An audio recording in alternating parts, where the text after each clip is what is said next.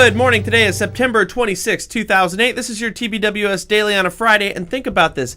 You guys made it through another week of this stuff. So congratulate yourself. That's right. I'm your host, Brian Stevens, and I've got the incomparable Frank Array. Whatever. Hey, listen, the first thing I want to bring up is a late night last night. We had Chip Cummings on here, and he was talking about a number of changes that are coming up with FHA. That's right.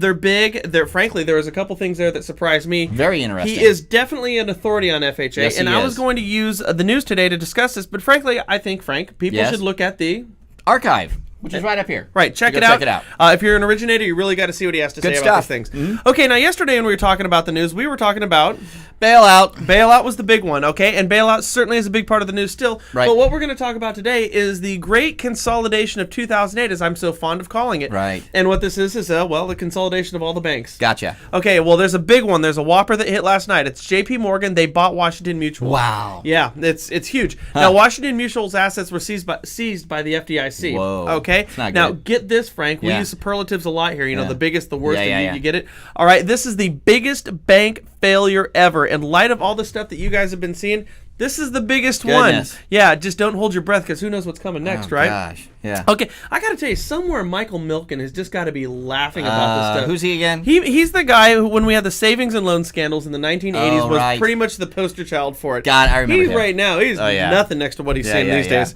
Okay, now the details of this whole thing are strangely familiar to what we were seeing earlier on in the year. Yeah. Basically, just to add a zero to all the figures, and that's pretty much where we're at. That's some simple math. It really is. There you go. Okay, now ironically, stocks ended on a high note, led in part by banks. Yeah. Okay, which is interesting. It is. Now, futures are retreating over concerns that the bailout is not going to be enough. Okay. Now, listen to this. Now, new home sales, they're down. Right. Okay. Now, durable goods sales, those are down. Right. Okay. Jobless claims, those are up. Right. Now, the only one we don't want going up is going up, and that's at a 7-year high right now. These numbers are just out. They haven't affected interest rates as much as I thought they were going to. Okay. Yeah. A lot of the concerns, again, we're going to go back to the Recession? bailout. Oh, the bailout. The bailout is the big thing here. A lot of these numbers are being impacted by what the it. bailout is. Exactly. Well, now the bailout, Yeah. this thing isn't figured out just as of yet. Now, there's still some of the things that there's partisan fighting going on over, and so we don't know when this is going to hit the streets and we can really kind of stop the bleeding, or so they hope. Yeah. Now, our last story here, Frank, just kind of to end on a light note. Remember Ed McMahon? He was the one, here's Johnny, right? Of course. Yeah. Okay.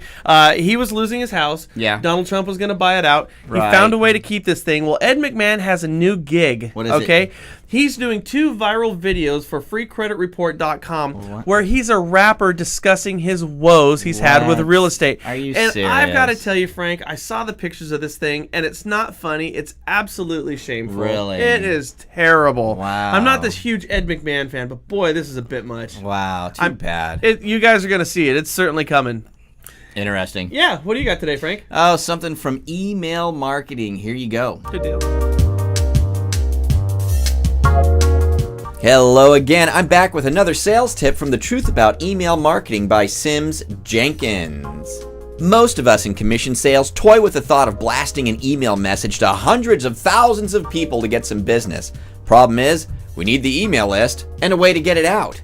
Here's the deal. Buying 1 million email addresses for $99 or something to that effect is a joke. Don't do it. You're going to get a crappy list and then illegally send them something that they didn't ask for. It's illegal and a huge waste of your time and money.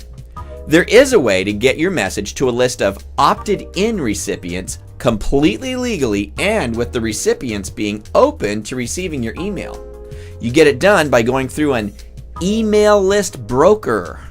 An email list broker will get your message out to a targeted demographic on an opted-in list where the owner of the list got permission to send the recipients third-party offers.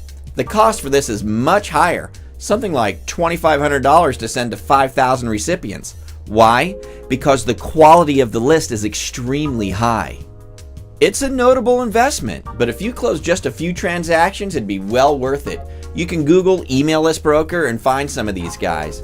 This is a cool book, man. If you want to buy it, you can do so down below. Hey, I hope that helps. Have a great day. We'll see you later. Bye-bye. There you go. If you're going to do some email marketing, that should help. Don't you agree? Yes, I do. Well, you know what you guys should do? You should click every freaking button that you see on this page because it's going to be nothing but great. It's going to be awesome. Trust me. Yes, it is. With that, have a great week, and we'll see you on Monday. Think big. Party on, Wayne. Work small. Bye. Bye now.